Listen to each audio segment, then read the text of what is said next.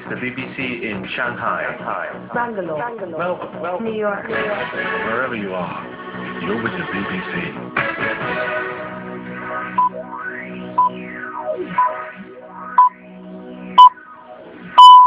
Welcome to World Briefing from the BBC World Service with Audrey Brown. It's midnight GMT. The top stories. Asia's first woman president, Corazon Aquino of the Philippines, has died at the age of 76. Her son made the announcement. Our mother peacefully passed away at 3:18 a.m. She would have wanted us to thank each and every one of you for all the prayers and your continued love and support. We'll look back at her life and achievements. But first, we'll start with the news. BBC News with Nick Kelly. Asia's first female president, Corazon Aquino, who led the Philippines for 6 years, has died of cancer at the age of 76. She headed the People Power Revolt against the repressive 20-year rule of Ferdinand Marcos in 1986, having been thrust into politics after her husband, a leading Marcos opponent, was shot dead. Here she is, rallying the crowds back then. I ask you to let your voices be heard.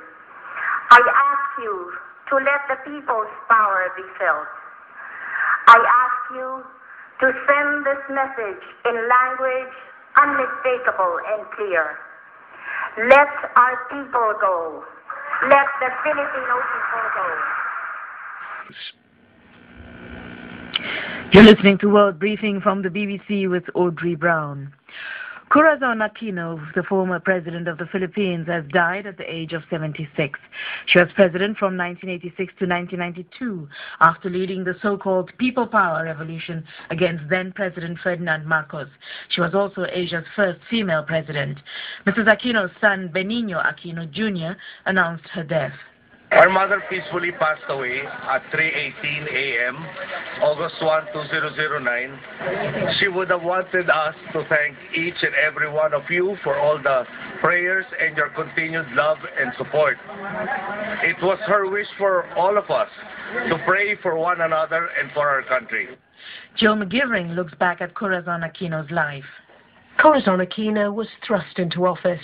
Her husband, a prominent opposition leader, returned to the Philippines after 3 years in exile. He was shot dead as soon as he stepped off the plane. Many saw his murder as further evidence that President Ferdinand Marcos was nothing more than a dictator. Corazon Aquino was reluctant to enter politics, but the opposition was in disarray.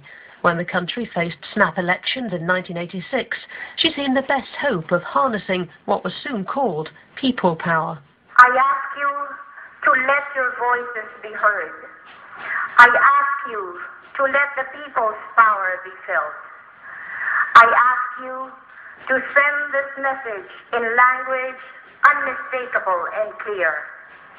Let our people go. Let the Filipino people go. She called herself just a housewife, an ordinary citizen with strong religious faith. After years of political corruption and intrigue, the country found her lack of experience refreshing.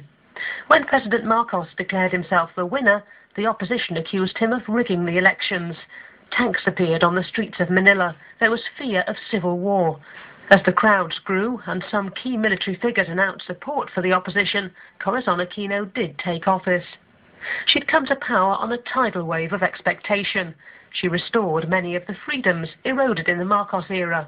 But the country was bankrupt. Millions lived in poverty. She was criticized for failing to implement sweeping economic change, including land reform. She retired from politics in 1992. But it's as the leader of the largely peaceful People's Revolution that she'll be most remembered. A revolution that toppled a dictator and set the Philippines back on the road to democracy. Jill McGivering. When President Obama entered the White House,